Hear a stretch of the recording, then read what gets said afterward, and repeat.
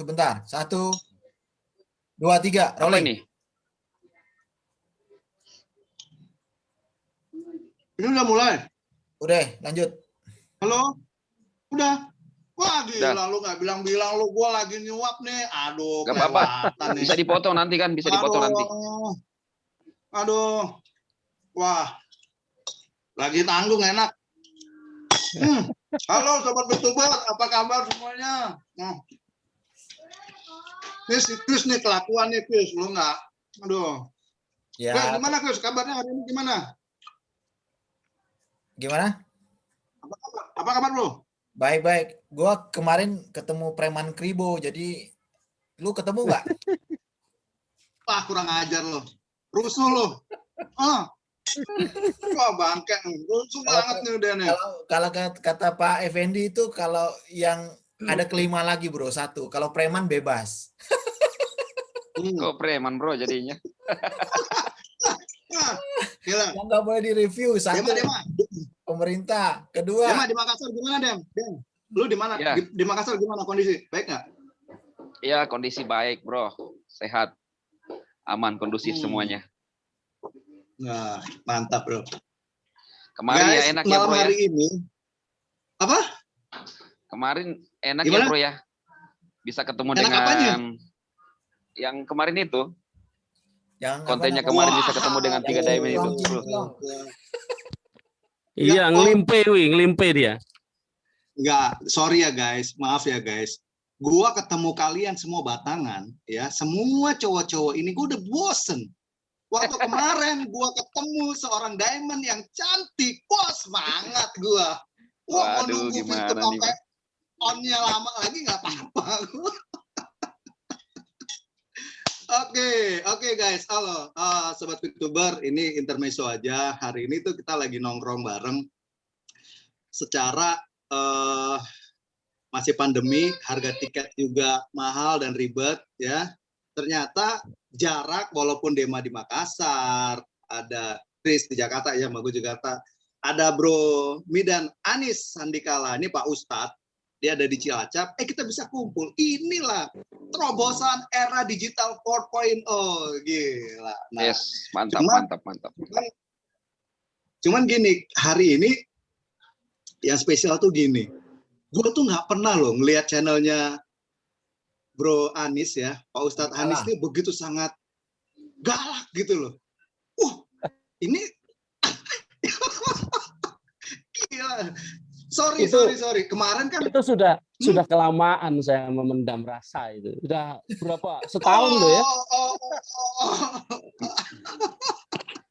Walaupun seorang ustadz pun tetap ada ini ya. Ada Gregetan apa? Ya? Ada rasa gregetan juga ya. Iya, gregetan iya. Jadi gini loh, cuman aku tuh menarik tuh gini loh. Sekarang kemarin itu gue nggak kebayang gitu loh kalau gue jadi Bro Anis dikatain cuma furniture, mau ngomong bisnis, memang bisa bisnis apaan sih? Ya kalau bicara soal pendidikan ya tahulah, namanya juga furniture. Tukang ya. Jujur ya, gue syok loh. Kenapa? Karena presiden gue itu juga tukang furniture. Nah, gitu. Kurang ajar gitu. Itu loh. Nah, sekarang gini deh, kita open-openan aja nih. Bro Anis ini kan kemarin soal bahas bisnis. Emang ngerti soal bisnis? Hah? Iya. Gue jawab ya. Ya ceritain aja Pak. Jawab dong. Bisnis ini nafas gua nih. Wow. Bisnis itu bagi saya nafas. Sedangkan orang memanggil saya Ustadz itu ya memang saya ngajarin anak-anak lah, jadi dipanggil Ustadz. Tapi sebenarnya hidup saya mulai beranjak ya dari remaja mulai belajar dewasa itu di dalam bisnis. Karena sebelum itu flashback, sebelum saya remaja ya, saya mulai remaja itu saya biasa berbisnis dari kecil. Saya tuh waktu ya awalnya bukan bisnis ya, awalnya waktu SMP itu saya tukang parkir loh ya. Ya tukang parkir itu 1 tahun. Kemudian 2 tahun malahan. Kemudian dengan mengumpulkan uang dari menjadi tukang parkir itulah saya bisa sekolah gitu loh.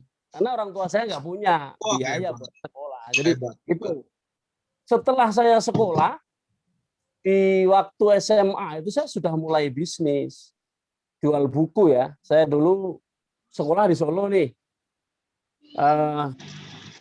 Kemudian setiap hari Minggu saya tuh pasti ke Jogja. Dulu di Jogja yang sekarang itu taman apa? Taman apa? Pintar ya. Taman Pintar itu yang dibikin Bu Ani Yudhoyono. Itu dulunya itu namanya shopping. Sekarang masih ada sedikit ya. Kalau yang biasa di Jogja itu tahu tuh, di situ itu adalah shopping. Shopping itu bukan belanja yang lain, di situ memang belanja buku. Orang ke sana untuk beli buku. Nah, saya selalu membeli buku, saya bawa ke Solo, saya jual di depan masjid. Jadi di masjid kebetulan asrama saya itu di lingkungan masjid ya, asrama sekolah. Ada sekolah, ada masjidnya, kemudian saya jual buku di situ. Itulah mulai saya belajar bisnis. Jadi berapa umur saya? Kelas 2 SMA itu berapa? Paling saya nggak tahu berapa umur saya. Mungkin 17 atau 16 ya.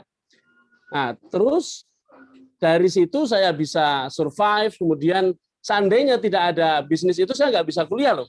Saya masuk IAIN Semarang itu daftar kuliah itu cuma 450.000, tapi tabungan saya ya ada kalau 1 juta lebih waktu itu. Kemudian di Semarang saya hanya di IAIN Semarang itu saya hanya sampai semester 5, maksudnya bukan kuliah sampai semester 5 ya. Baru semester 5 itu saya menikah. Mengapa saya berani menikah? Karena di semester 5 itu saya bertemu dengan seorang investor dari Czech Republic. Seorang investor yang mencari furniture. Mencari furniture di Jepara. Iya, saya kuliah di Semarang. Saya ketemu seorang investor, seorang pedagang ya, pedagang importir dari Czech Republic yang baru pertama kali menginjakkan kakinya di Semarang. Dia mencari tempat furniture, dipikirnya tempat furniture ada di Semarang. Nah, ketemu saya ajak ke Jepara. Padahal saya Jepara pun nggak ngerti Jepara itu mana gitu. Saya belum pernah ke Jepara. Jepara itu mana, terus gimana? Saya nggak ngerti waktu itu. Tapi saya punya satu keyakinan. Inilah yang saya pegang sampai sekarang. Ketika hati ini yakin, saya pasti ada jalan. Ketika saya punya keinginan kuat, pasti ada jalan. Saya tanya kawan-kawan kuliah saya yang di Jepara, yang rumahnya Jepara, saya minta diajak ke sana. Ayo kita jalan-jalan ke Jepara. Tapi jalannya lumayan bergengsi sama bule soalnya. Umur segitu ya, saya baru 20 tahun. Kemudian sama bule ke Jakarta, ke Jepara, cari-cari produk furniture. Sama sekali nggak punya ilmu furniture. Jadi kalau dikatakan tukang, saya bukan tukang, saya nggak pernah belajar menukang ya. Saya tidak pernah belajar menjadi tukang. Tapi dengan pengalaman itu kemudian saya berhasil menggunakan, nah ini ilmu manajemen belajar dari situ. Saya bisa menggunakan relasi-relasi yang kemudian terbangun untuk mencari source, di mana ini furniture, siapa yang bikin apa, harganya berapa. Saya sampaikan kepada investor itu apa yang terjadi. Hanya 3 hari saya dipercaya oleh dia dan dikasih duit banyak untuk bikin perusahaan. Nah, itulah saya bilang saya tidak punya modal apa-apa, tapi saya langsung terjun ke dalam bisnis ekspor furniture dengan modal yang diberikan seorang investor. Makanya saya selalu gemes kalau orang mikir ini baru mau buka masih nyari-nyari investor, itu salah pikiran seperti itu. Artinya dia nggak ngerti bahwa bisnis ini tidak harus menggunakan uang dari saku kita, tapi bisa menggunakan uang dari orang lain. Yang penting bisnis bisa jalan. Nah, itu pengalaman pertama loh ya, orang Czech Republic. Dan saya tidak lama. Jadi di sini pengalaman itulah yang membuat Bro Anies juga mengerti ya bicara soal perizinan, soal sistem ekspor impor. Itu yang membuat kayak gitu itu yang membuat saya mengerti betul bahwa setiap usaha, dan saya ini alami, saya lihat kawan-kawan yang lain, saya melihat di sekeliling saya yang memang pengusaha semuanya, tidak ada satupun di antara kami yang membuka usaha mencari izin dulu. Tidak ada satupun. Pertama jegur dulu, masuk ke dalam bisnisnya kira-kira sustain ya. Kalau sustain, urus izinnya. Tapi yang penting dengan investor itu ya kita mengadakan perjanjian. Tapi kan yang keluar antara kita dengan investor, yang keluar apa? Hanya akta saja, akta perjanjian di notaris. Dengan itu kita kemudian berbekal itu dan tentu saja bekal Baru uang. ngurus izin. Harus ngurus izin. Kalau dulu masih apa SIUP, TDP, NPWP dulu. Kemudian SIUP, kemudian TDP, kemudian macam-macam ada export license, ada macam-macam. Belakangan kemudian ada banyak izin yang lain, ada NIK lah. Saya pernah ketawa lihat orang bicara NIK dikiranya nomor induk kependudukan ya. Itu adalah nomor induk kepabeanan. Saya punya nomor induk kepabeanan, makanya dan itu nomor induk kepabeanan itu jangan lupa, jangan salah paham, itu baru muncul tahun 2012. Jadi sebelum sebenarnya itu Bro belum Ani ada. sangat iya, jadi Bro Ani sebenarnya cukup memaklumi ya kalau seandainya Fitup ini ngurus izin tuh memang lama gitu loh ya. Oh iya, sangat maklum. Apalagi gini, kalau urus izinnya seperti NIB, kemudian PSE dan lain-lain yang izin awal yang memang orang tahu itu sudah diuruskan, sudah diurus dulu. Artinya memang sudah boleh. Hanya saja dulu kan ini awal-awal saya ikut Fitup kemudian nampak duitnya banyak ya, perputarannya banyak. Saya dulu sudah mikir ini pasti suatu saat pemerintah akan mengenakan pajak karena bisnis kita ketika itu tidak ada yang bayar pajak. Secara resmi tidak ada bukan bayar pajak, pemungutan pajaknya kan nggak ada. Sistem pemungutan pajaknya tidak ada. Maka saya waktu itu udah yakin pasti suatu saat akan diatur bagaimana sistem pemungutannya. Inilah. Jadi kalau orang pikir aduh belum ngurus izin udah legal ini situ, itu nggak ngerti aja. Kalau saya karena sudah dari awal tahu ya saya ngerti. Makanya kemarin jadi saya bisa sendiri kan sebentar bro.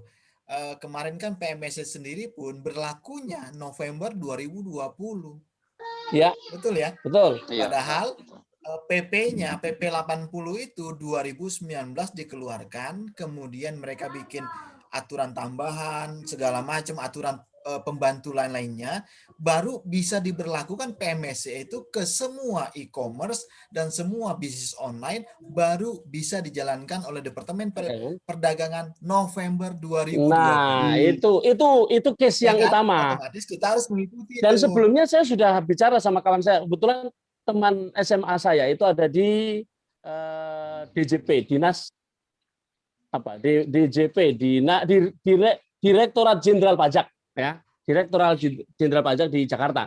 Saya sempat bertanya, ini sebenarnya PMSE ini pengenakan pajaknya udah siap belum nih DJP ini? Dia jawab DJP baru saja siap. Jadi belum lama. DJP itu belum lama siapnya.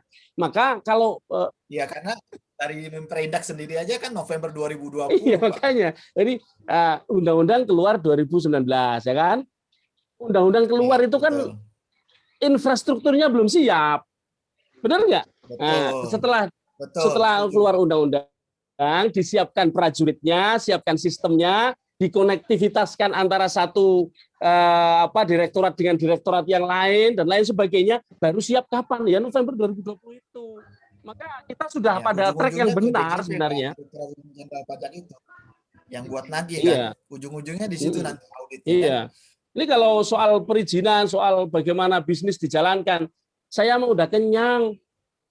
Lah, 97 saya mulai bisnis serius loh. Ada anak kemarin sore mau ngajarin kita ya itu Pak. Dia saya gemesnya di situ. Jadi coba 9 itu sama aja kayak kita ngajarin ikan berenang gitu loh. Nah, dan belum tentu itu yang ngomong itu dia ada di dalamnya seperti Pak Anies ini. Apa namanya? Tentu dia tahu. Chandra itu, Bro. Kan ekspor impor, Bos, seluruh Indonesia kan. Seluruh dunia kan ekspor impor belas. Itu tahun 97, Bro.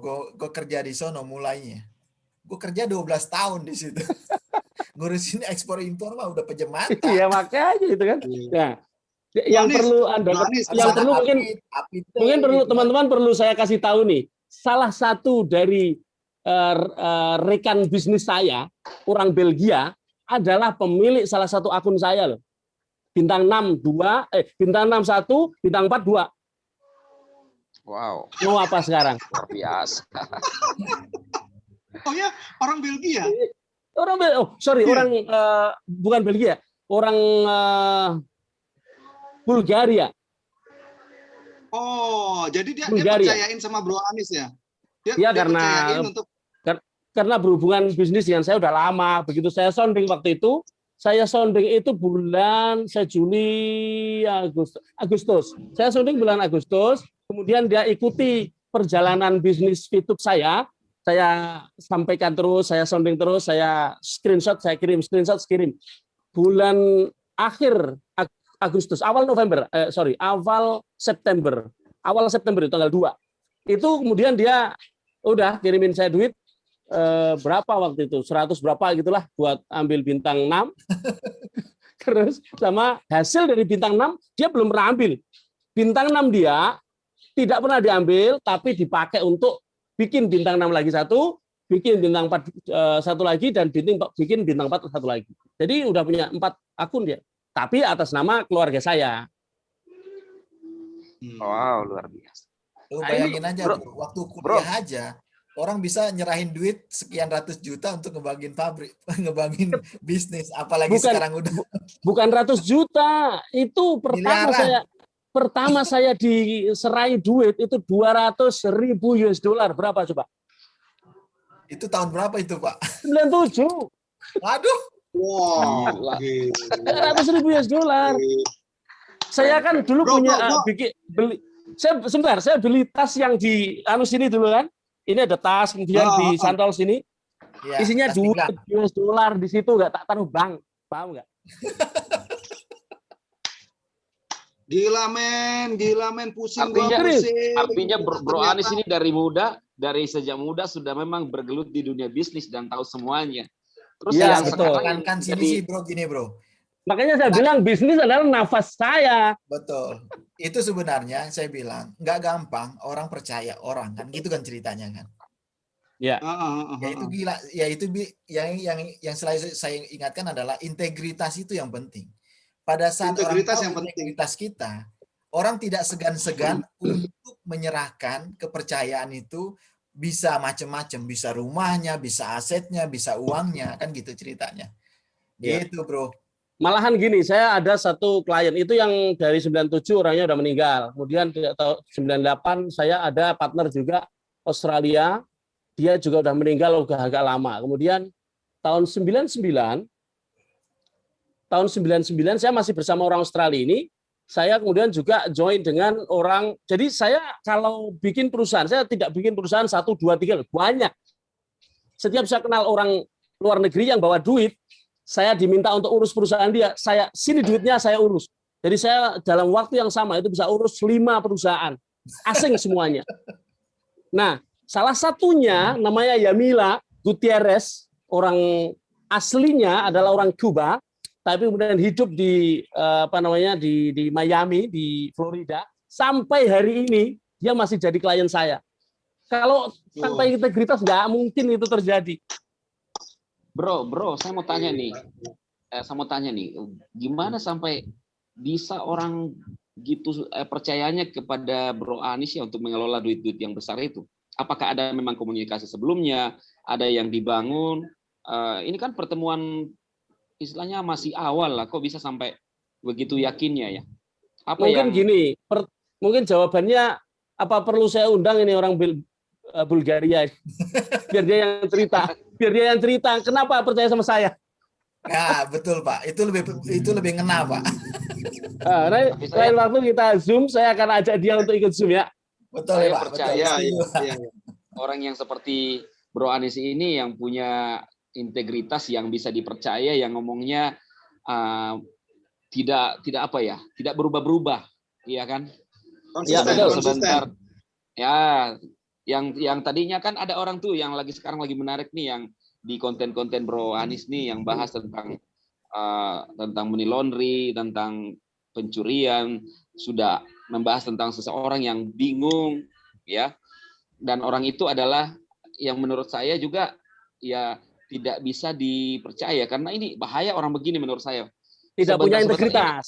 tidak punya Ya. integritas, karena bisa saja orang seperti ini dalam sekejap meninggalkan kita. Bayangkan. Betul, betul. Jadi gini, Ya. makanya di dalam konten saya bilang kemarin maling, sekarang riba. Itu ketiadaan integritas dalam berpikir pertama. Yang kedua, saya kemudian cuplik video dia yang mengatakan 10.000% halal. Tiba-tiba video yang berikutnya riba. Nah, ini menunjukkan bahwa dia pertama tidak punya integritas, yang kedua dia menjalankan hidup tanpa ilmu. Tidak ada Sebenarnya kesinambungan. aku sebenarnya gini, aku mau tanya, sebenarnya Bro Anies ini pendidikannya apa sih? Sorry nih. Oh iya. Oke, saya cerita pendidikan ya. Saya mulai mengenal bisa berbicara, bisa merespon bicara orang lain, artinya sangat kecil. Itu yang diajarkan sama saya ngaji pertama. Ngaji ya.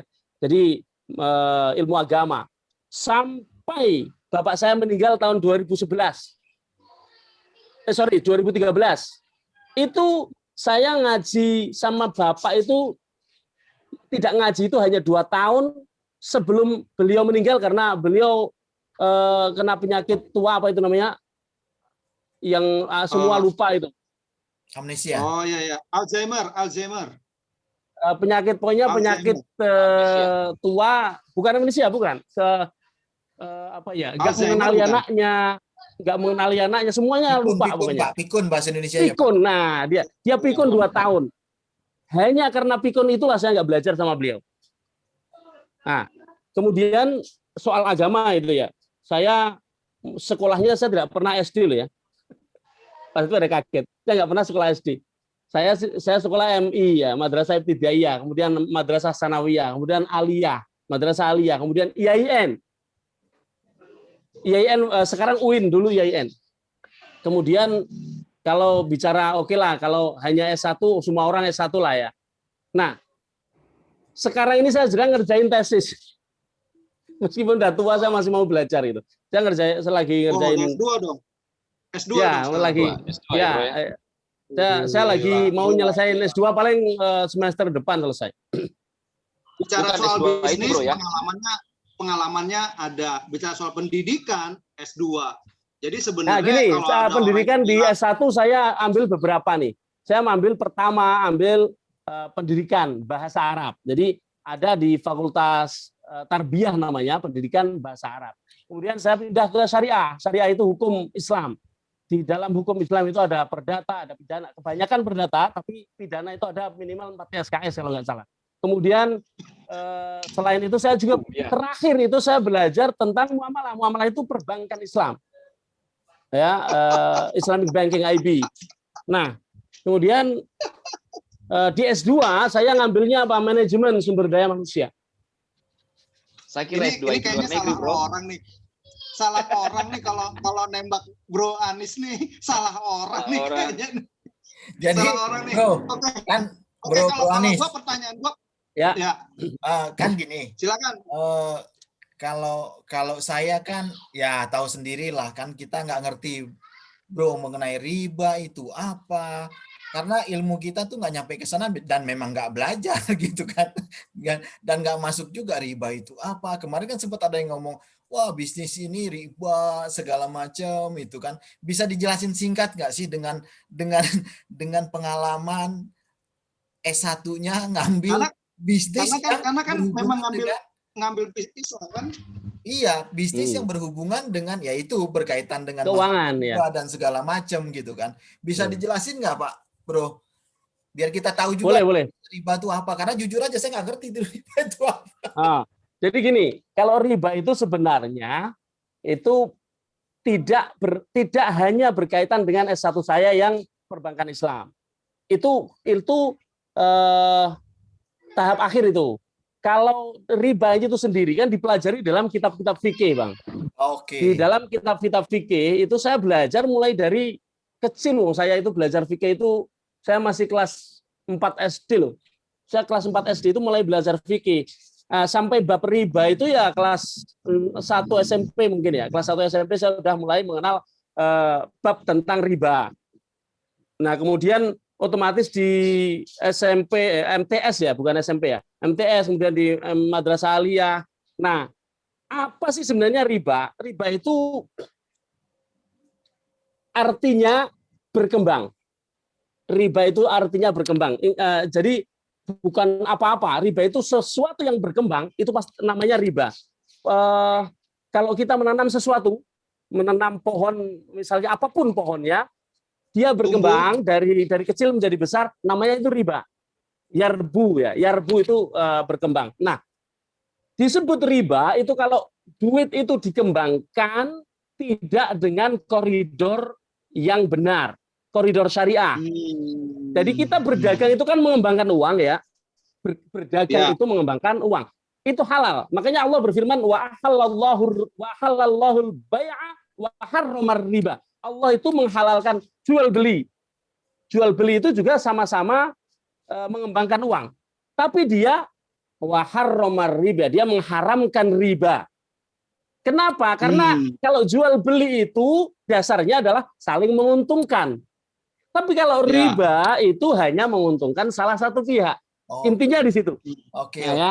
Pelajaran tentang riba intinya di situ. Ya, pokoknya intinya. Nah, kemudian ada dua macam riba nih. Sebentar, ada dua macam riba. Yang pertama ada di dalam hutang piutang.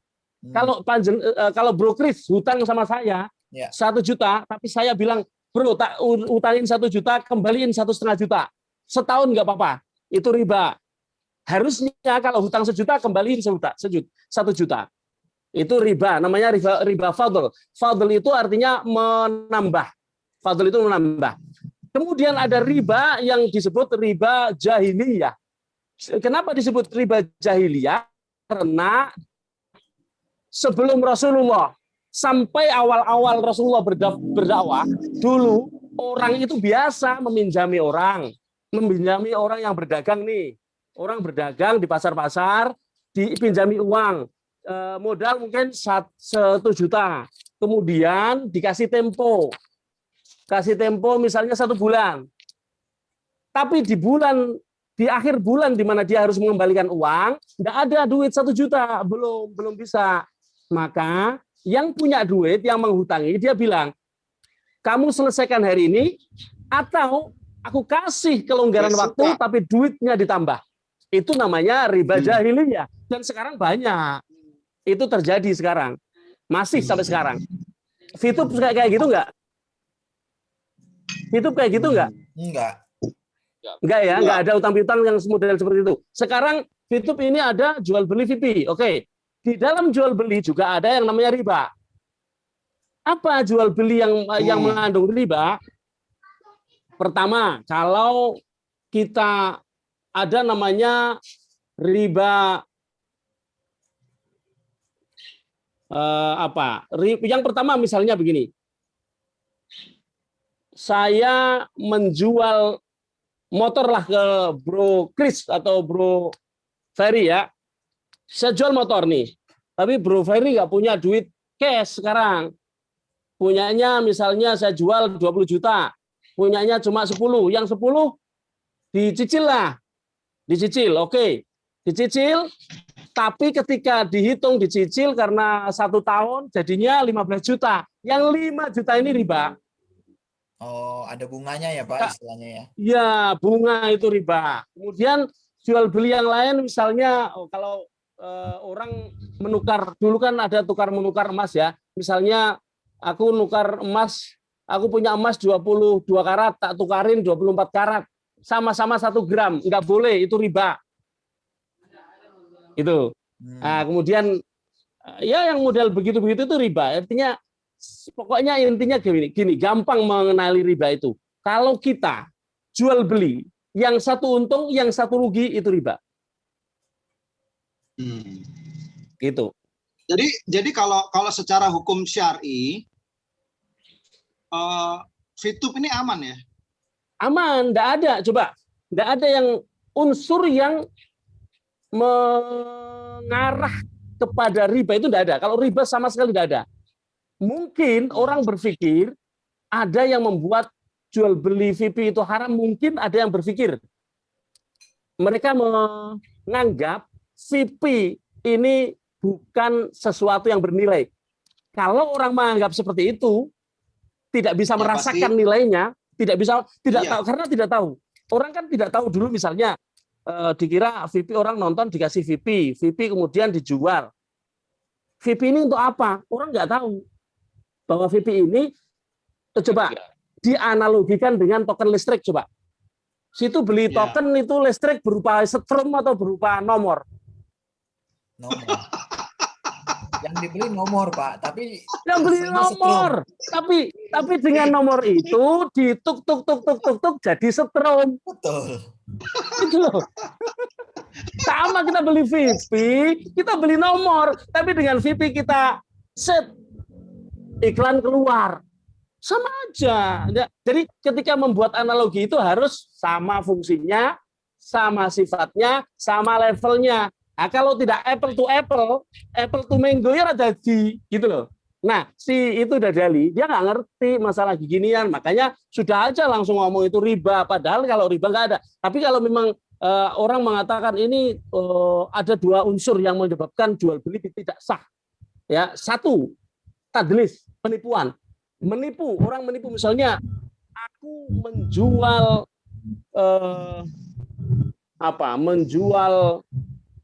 apa misalnya. Oke.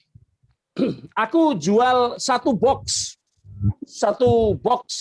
isi, aku bilang isi roti, isinya roti ini satu box, ternyata dalamnya nggak ada roti, atau satu box isi roti 1 kilo, tapi saya isi rotinya cuma 500 gram. Nah itu namanya penipuan, nggak sah. Atau gharar itu ketidakjelasan, seperti beli kucing di dalam karung. Aku punya misalnya nih, aku punya kambingnya lagi hamil. Nah, wes tuku anak kambingku yang ada di dalam perut mamahnya kambing apa itu? Induknya kambing. Beliau itu yang ada di dalam induknya kambing itu tidak boleh, karena apa? Karena ada gharar. Gharar itu ketidakpastian. Yaitu kambing kalau melahirkan mati apa hidup? Kan nggak jelas, mau mati mau hidup. Nah, itu kan ketidakjelasan seperti ini menyebabkan jual beli tidak sah. Nah, sekarang ada nggak unsur-unsur semacam itu di VTube? Nggak ada. Ya sudah, berarti halal. Wah, jadi udah kejawab ya teman-teman ya.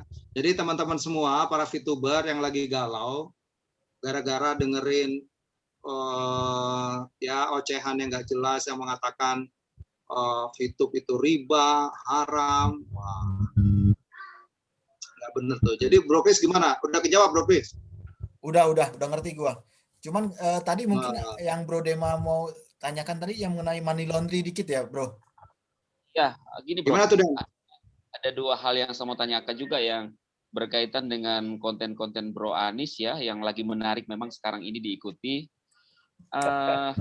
Tadi menjelaskan. Tapi nggak menurunkan view kalian kan? Enggak ada urusan. Soalnya dengan begini ya, kalian pada nge-push channel-channelku, nanti videonya pada berkurang kan, sayang ini. Enggak ya? Kita saling nggak penting buat kita, yang penting namanya kerja sama tim, Pak. Kerja sama tim. Kan nggak hanya di video. Siapa tahu habis di-push ke sana ya kan, terus bisnis ngalir ke kita, kan bisa jadi, Pak. Ini simbiosis mutualisme kalau begini. Itu juga nggak haram itu kayak gitu. Paling menguntungkan, Pak ya. Iya. Saling mensupport. Ayo, berbeda lanjut. Saling support ya. Jadi gini Bro, kan tadi dijelaskan tentang riba. Ya mungkin orang awam bisa percaya dengan hal itu kan karena mereka tidak ngerti VTube.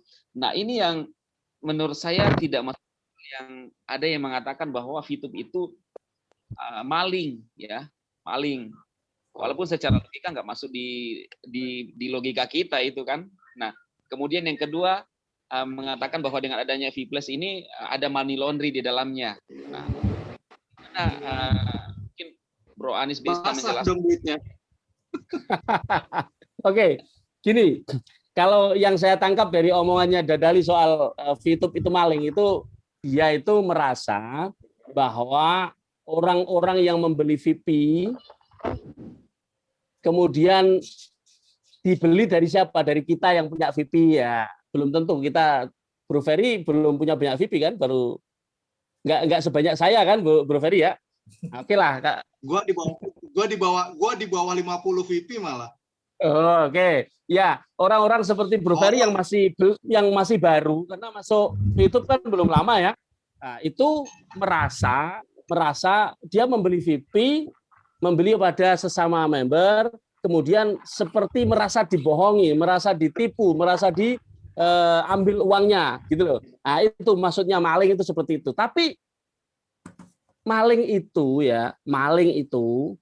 pertama, unsur maling ya. Kita harus tahu ini unsur maling itu. Pertama, mengendap-endap. Ngelimpe siapa ngelimpe bahasa Indonesianya?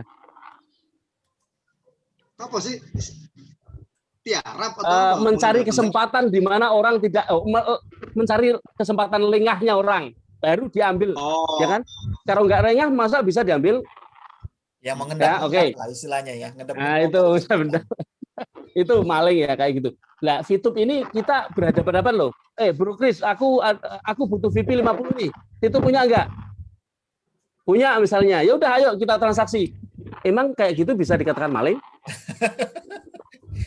Tidak bisa. Kalau mau menuduh, tuduhlah itu penipuan gitu loh.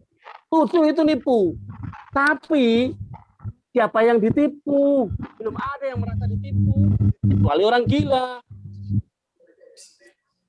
Gitu kan? Nah, oke. Soal maling terjawab ya.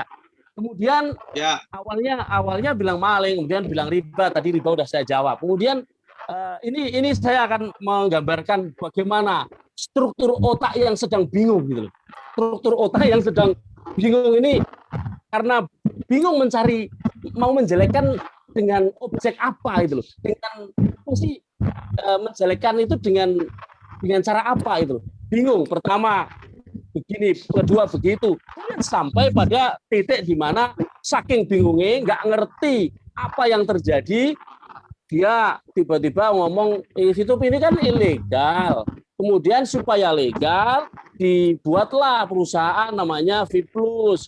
Itu kan berarti money laundry mbahmu kan gitu. Kenapa saya bilang bisa money laundry mbahmu? Money laundry itu apa sih? Jangan-jangan nggak ngerti ngomong money laundry.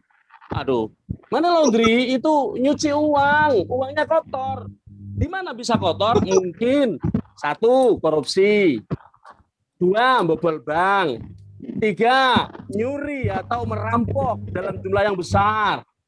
Saya tahun 2001 saya dulu dihubungi Agung Badede, orang Afrika Selatan. Nah, ya karena saya cukup berpengalaman sehingga tak buat main-main aja waktu itu. Dia menghubungi saya melalui email, menawarkan, dia bilang bahwa saya adalah seorang attorney itu notaris ya. Notaris, saya mantan pejabat bank ini gitu. Dia bilang saya ada duitnya seseorang namanya ini, orangnya udah mati, duitnya mengendap, nggak ada yang bisa ambil. Kamu tak bikinin surat kuasa untuk mengambil gitu. Nah, duitnya besar loh. 1.397.000, saya masih ingat. 1.397 US dollar. Dia bilang nanti kita bagi 2. Duit aku kirim tidak melalui bank, aku masukkan berangkas, aku kirim lewat kontainer. Kamu kan import nih, saya juga import soalnya. Nah, masukkan ke dalam kontainermu. Kalau itu terjadi, duit dibawa ke sini, kemudian saya anggap ini duit untuk membeli furniture atau apa segala macam, jadilah money laundry gitu loh. Nah ini nggak ada, VTube duit dari mana? Siapa yang punya duit? Terus duit itu asalnya dari apa? Dari kejahatan apa? Kemudian masuk ke sini dengan cara apa? Baru dipakai untuk dicuci dengan mendirikan V+. Lah V+ dapat duit dari member. Nggak ada duit gelondongan masuk belum 100 miliar kan nggak ada. Kalaupun ada, misalnya perusahaan yang kemudian memberi investasi, kan bisa diaudit itu perusahaan. Investasi yang diberikan itu pasti diaudit, nggak mungkin tanpa audit. Nah makanya ngomong kayak gitu tuh ngomong kok ya, gitu loh. Jawaban saya seperti itu. Jadi clear ya. Jadi Bro Dema gimana Bro Dema? Jelas nggak? Mantap bro. Mantap. Iya, jadi emang apa ya, kemarin itu memang pada ketika kita terima konten-konten kayak gitu ya, buat kita yang ngerti sih ketawa-ketawa aja gitu loh. Iya. Iya kan? Apalagi disikat nih sama Bro Anies kan. Gila, mau bicara fikih dijabanin. Pakai bahasa Arab, anjir. Fasih banget gitu, cacicus nah, gitu kan. Bro Fer. Saya itu belajar bahasa Arab dari umur 8 tahun, bro. 8 tahun. Saya 8 tahun khatam Al-Quran lalu belajar nahwu. Nah, tata bahasa Arab itu namanya nahwu, sorof. Ada 2. Sorof membicarakan tentang perubahan-perubahan kata. Ya, kalau diperjualbelikan, mempertanyakan seperti itu, yang bicara seperti itu adalah di dalam bahasa Arab namanya ilmu sorof. Perbedaan satu kata kepada bentuk kata yang lain. Nah, itu dibahas khusus dalam ilmu nahwu sorof. Kemudian membacanya apakah doroba atau dorobu atau dorobi ya, tidak ada kalau dorobi ya. Fathah atau kasroh atau domah di akhir kata, bismillahi atau bismillah atau bismillahu, itu dibahas di dalam ilmu namanya nahwu. Saya SD kelas 6 saya hafal sebuah kitab nahwu namanya Jurumiyah. Ini kitab nahwu paling dasar yang hampir semua orang tahu, seluruh dunia tahu, namanya Jurumiyah. Saya hafal, saya kelas 6. Kemudian akhir kelas 3 SMP saya hafal namanya Alfiyah. Alfiyah itu disebut Alfiyah artinya 1000. Apa 1000? 1000 bait syair yang muatannya adalah tata bahasa. Namanya Alfiyah Ibnu Malik. Alfiyah yang dikarang oleh Ibnu Malik. Kalamuna lafdzun mufidun kastaqim wasmun wa filun tuma harfunil kalim wahidu kalimatun wal qaul wa kalimatun huwa kalamu. Kalau nggak hafal dari kecil mana tahu udah. Tapi karena hafal dari kecil sampai mati pun insya Allah hafal. 1000 bait loh.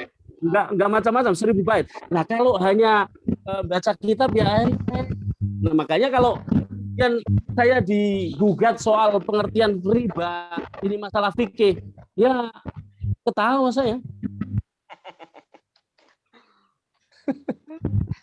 Bro Kris, gitu gimana tuh ngadepin orang-orang kayak gitu tuh ya? Kalau merasa dirinya paling itu pintar. tadi kan kita sempat ada Zoom meeting Pak Fernando. Pak Fernando. Boleh jadi gila, nggak apa-apa. Tapi jangan jadi bodoh. Orang gila tuh banyak. Itu sindiran pedas itu. Iya, orang gila tuh banyak yang sukses karena Einstein orang gila gitu kan. Tapi yang jadi masalah adalah kalau udah jadi bodoh, ya susah suksesnya, bro. Iya, nggak akan bisa menghadapi apa-apa kalau bodoh. Iya, jadi apalagi orang bodoh sok pintar, udah deh. Ini satu tuh. Selesai dah. Selesai sudah gitu. Gue jujur ya, gue tuh jujur tadinya tuh cari terpesona loh. Karena kan gue ngelihatnya kan gini kan, dia kan artis ya kan, dia populer, artis ibu kota gitu. Jadi ketika dia ngomong, tukang furniture nih, emang pendidikannya apa? Gue sih ya juga ya, jangan-jangan nih Bro Anies nih sok-sok keminter nih gitu kan. Wah apalagi dia pas ngomongin soal riba kan, wah gila nih artis nih kayaknya ilmunya dalam banget ya. Bener nggak? Wah pas ngeliat Bro Anies bikin video konten yang baru, waduh kacau ini mah. ternyata secara bisnis dia udah 30 tahun, men. Berapa puluh tahun tuh? Terus yang kedua hampir ke 30 negara. 2001, 21 tahun. 21 tahun udah mengekspor ke 30 negara. Lebih. Lebih kan? Iya, lebih. Terus bicara soal pendidikan, Bro. S2. Ini tukang furniture apa nih? Ini kan ilmu agamanya. Waduh deh, gua nggak jadi terpesona deh. Gue lebih terpesona sama Bro Anies nih kalau kayak gini. Ya, sekarang gini aja. Banyak orang misalnya S1, S2. Tapi baca kitab model begini nggak? Ini kitab ada 27 jilid loh. Kalau saya punya, masa nggak tak baca? Jadi bukan Terus cuma kita pajangan ya? Nah, ini dibaca di meja saya tuh. Nah, belum yang ini, ada 18 jilid. Ini beda sama itu ya. Tuh, lihatin bedanya tuh. Beda kan, warnanya beda kan? Tuh. Berat bro. Jadi kalau banyak orang yang bilang bahwa orang-orang VTuber itu orang-orang on, orang-orang goblok, kayaknya kalau ngeliat ini, aduh. Sebenarnya ini juga pelajaran buat orang di luar sana yang melihat apa yang terjadi di VTube.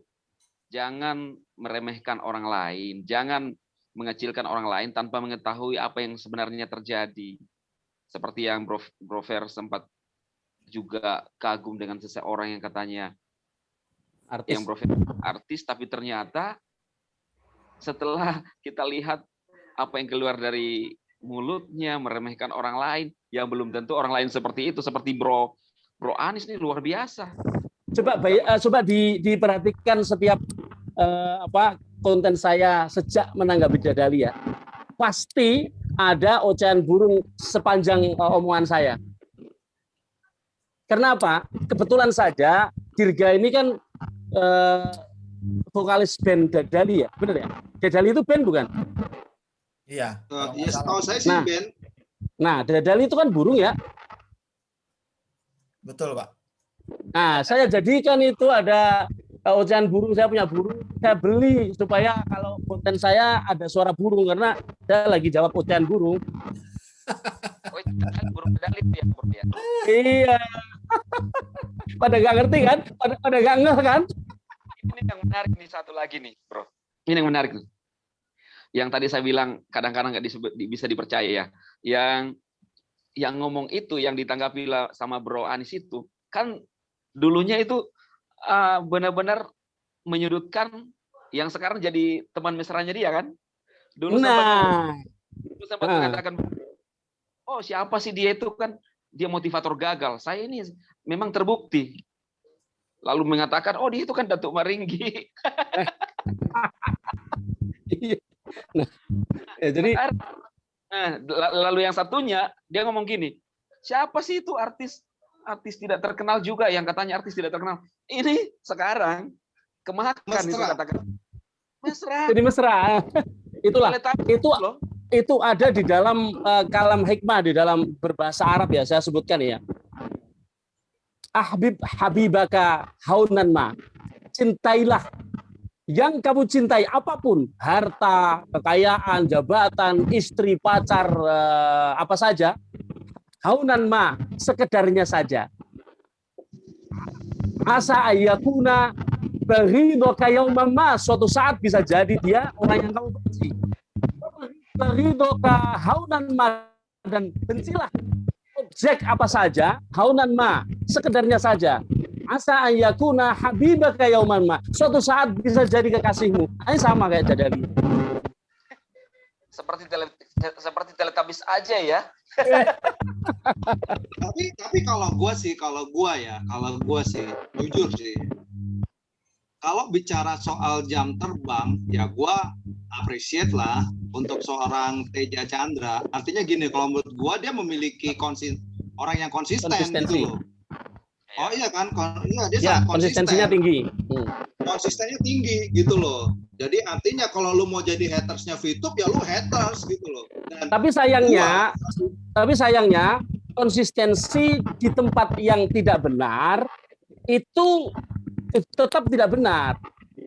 Jadi Iya. dia konsisten bukan hanya konsisten menyorot VTube, tapi konsisten di jalan yang salah.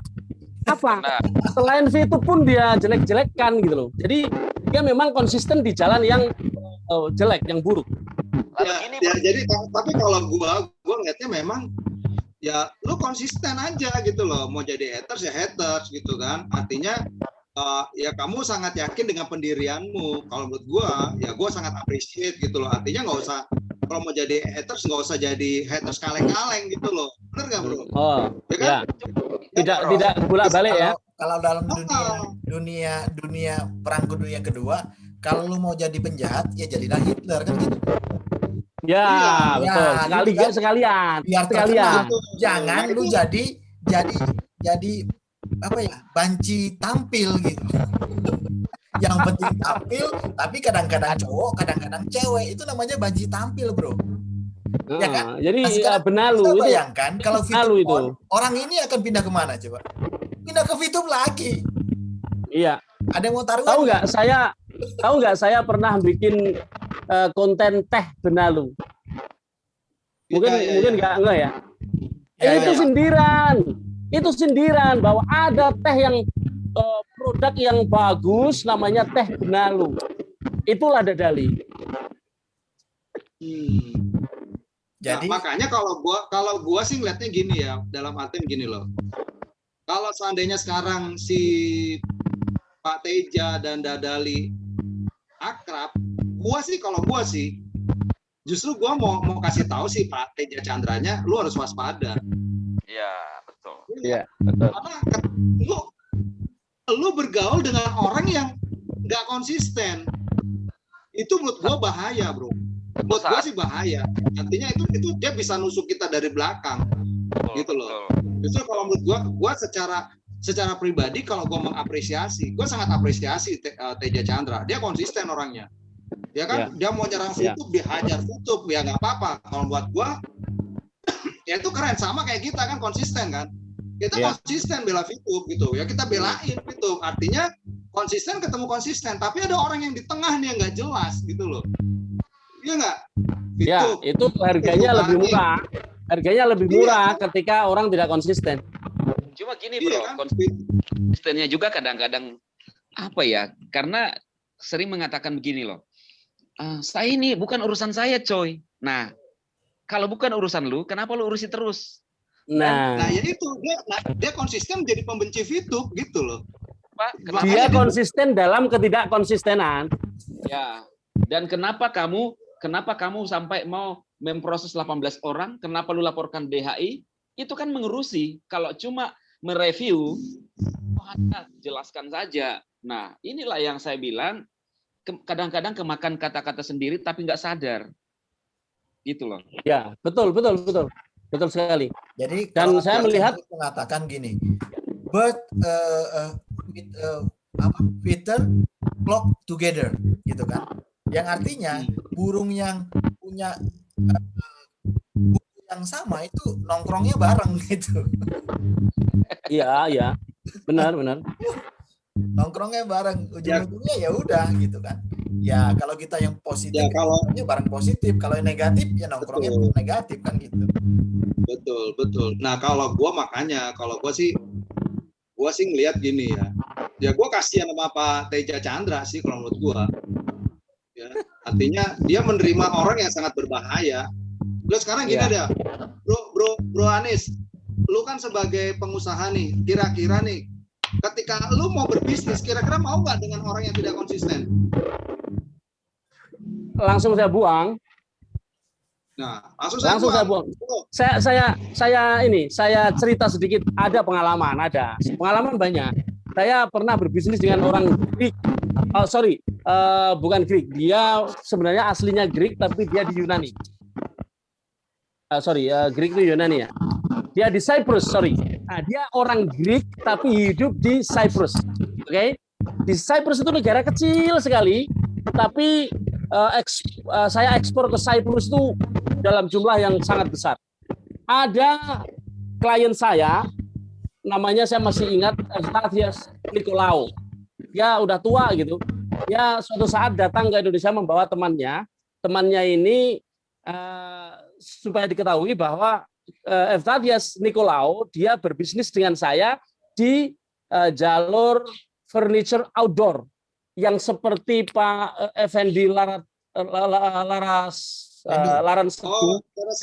Yang Dia ada kursi itu kan ya. Itu namanya garden furniture ya, garden furniture. Oke. Orang ini berbisnis dengan saya garden furniture dalam jumlah yang besar. Kemudian ada teman dia berbisnis di dalam bisnis indoor furniture untuk dalam ruangan, almari, ada tempat tidur apa segala macam di dalam ruangan. Oke. Berdua datang ke tempat saya, mengenalkan si Evtadios Nikolaou ini mengenalkan namanya Sodiris.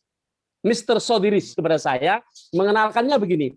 Anis, ini Sodiris, teman saya, teman akrab, dia mau beli hanya mau berbisnis seperti saya. Dia tidak mengatakan hanya indoor ya, tidak hanya indoor. Tapi dia mengatakan dia mau ikut bisnis dengan saya. Tolong nanti kalau dia pesan, layanin aja. Oke, saya kan tidak tahu kalau dia mau pesan hanya indoor atau pesan indoor dan outdoor ya. Oke, suatu saat dia ini Sodiris ini sepertinya dia ternyata orang yang tidak konsisten. Dia punya perjanjian dengan Evtadios Nikolaou tanpa saya ketahui bahwa dia datang ke Indonesia mau beli indoor, tidak akan mengganggu bisnisnya outdoor, tapi ternyata suatu saat dia meminta saya untuk mengirim outdoor furniture. Saya tidak tahu kalau dia sudah ada perjanjian. Maka ketika diketahui oleh anaknya Nikolaus Evtadios Nikolaou namanya Kyriakos kemudian telepon saya, Anis, gimana ini si Sodiris kok bisa pesan outdoor? Lah, memang kenapa? Kan dikenalkan saya mau beli furniture ke saya, ya saya layani, itu pesannya bapakmu saya gitu. Nah, ternyata mereka ada perjanjian. Nah, saat itulah saya kemudian langsung telepon klien loh, saya telepon sama si Sodiris. Saya marah besar sama dia. Kamu menjerumuskan saya. Pesananmu tidak seberapa, tapi klien saya jadi marah karena jadi kecewa sama saya gara-gara kamu melanggar janjimu sama dia, kamu tidak konsisten dengan yang kamu janjikan sama dia bahwa kamu hanya akan beli indoor furniture. Akhirnya apa? Saya tolak Sodiris dan saya nggak mau ngelayanin dia. Kemudian Kyriakos terlanjur marah sama saya, dia mengucapkan satu kata kepada saya nggak percaya sama kamu. Saya langsung tutup telepon dia tanpa saya jawab. Saya langsung telepon bapaknya, Mr. Evtadios, anakmu sudah menyinggung saya, selesaikan semua pembayarannya dan setelah ini jangan order sama saya. Tahu nggak? 1 bulan omset dari dia itu lebih dari 100.000 US$. Saya putus ordernya saya putus hubungannya gara-gara ada dia membawa benalu. Bayangkan kalau benalunya sendiri, betapa marahnya kan? Nah, ini pengalaman bahwa orang kalau sudah tidak konsisten, dia akan merusak segalanya. Tidak hanya merusak dirinya sendiri, tapi merusak temannya, juga merusak orang lain, merusak saya, gitu loh. Dan memang terjadi ya bro, seperti yang Bro Fer bilang, ya bolehlah dikatakan merusak VTuber, merusak orang-orang lain. Sekarang bersatu dengan yang memang dari dulu anti VTube, dan entah next time kita nggak tahu bisa aja saling nyerang dengan orang seperti ini. Dia merusak mental tiga pihak ini, tidak kali ini. Merusak dirinya sendiri karena dia pasti di-ban oleh VTube, akunnya pasti tidak akan bisa diakses. Kedua, dia merusak mental VTuber yang masih belum kuat, dan yang ketiga dia memperkuat ketidaksukaan para hater. 3 ini yang dirusak. Lalu saya salut sama Bro Ferry ya, masih kasihan juga sama si Tete ya. Dia preman kribo tapi hatinya Teletubbies bro. Orangnya lagi makan mie kayaknya. Enggak, kalau gue memang kalau masuk terminal mana ada yang berani gangguin dia coba. Kalau gue tuh gini, gue prinsip gue gini loh, kan kalau gue itu kan menghargai pertemanan, ya. Jadi kan banyak orang-orang tuh yang nanya sama gue gini, kenapa sih kok lu nggak mau frontal sama Pak Teja Chandra gitu kan? Lu tahu nggak? Pak Teja itu, gue punya teman ini teman baik gue punya teman baik. Ternyata dia berteman dengan Pak Teja. Nah teman baik gue ngomong, bro udahlah nggak usah ribut-ribut gitu loh. Nah sekarang pertanyaan gue, yang gue hargai itu adalah teman gue, karena gue menghargai prinsip pertemanan gitu loh. Jadi artinya gue nggak mau, nanti kalau gue mau bicara soal ego ya gue pengen lah, gila lo men, usaha gue, bisnis gue dibantai gitu kan. Tapi apa yang lebih berharga? Gua konfrontasi dengan Pak Teja, tapi gua mengkhianati temen gua. Iya, benar, gitu. benar. Makanya gua bilang, gua kasihan sama Pak Teja dengan merapatnya Dirga Dadali. Kenapa? Itu justru juga bahaya buat dia. Ngadepin orang yang nggak konsisten. Dia tidak menghargai pertemanan. Iya. Dia orang yang nggak menghargai sebuah hubungan. Benar nggak? Ya, betul. Nah, saya tak cerita dikit ya. Saya cerita dikit ya, kenapa saya mengcounter Dirga Dadali. Sebenarnya gini, saya dari awal sekali punya channel, saya tidak pernah nyinggung orang lain. Saya tidak pernah mau membicarakan orang lain. Saya memulai membicarakan Dirga Dadali karena dia bawa-bawa agama, itu aja. Karena udah jelek banget orang yang nggak ngerti. Iya, jelek banget ketika orang nggak ngerti tapi ngomong seakan-akan ngerti. Itulah kenapa saya maju. Kalau nggak, iya. Kan nggak mungkin juga gue yang ngejelasin. Nanti gue jelasin dari sisi Alkitab juga kan bingung jadinya. Nah, betul. Sebenarnya tidak ada relevansinya ya, bro ya. Tidak ada relevansinya kan? Iya. Lalu ini seru nih. Jadi, kalau gitu udah jadi gimana? Ada lagi yang kita bahas, bro? Aduh, Pasan pasti pengen ngobrol banyak lagi nih, tapi thank you banget, bro Anis, Pak Ustadz. Wah, ini sih gue demen banget ya, kita punya kenalan Ustadz yang sangat gaul, punya konsep berpikir yang sangat luas. Wah, keren banget. Thank you banget, Bro Anis sudah bersedia ngobrol-ngobrol bareng kita. Bro Chris, ada yang mau disampaikan? Sama-sama.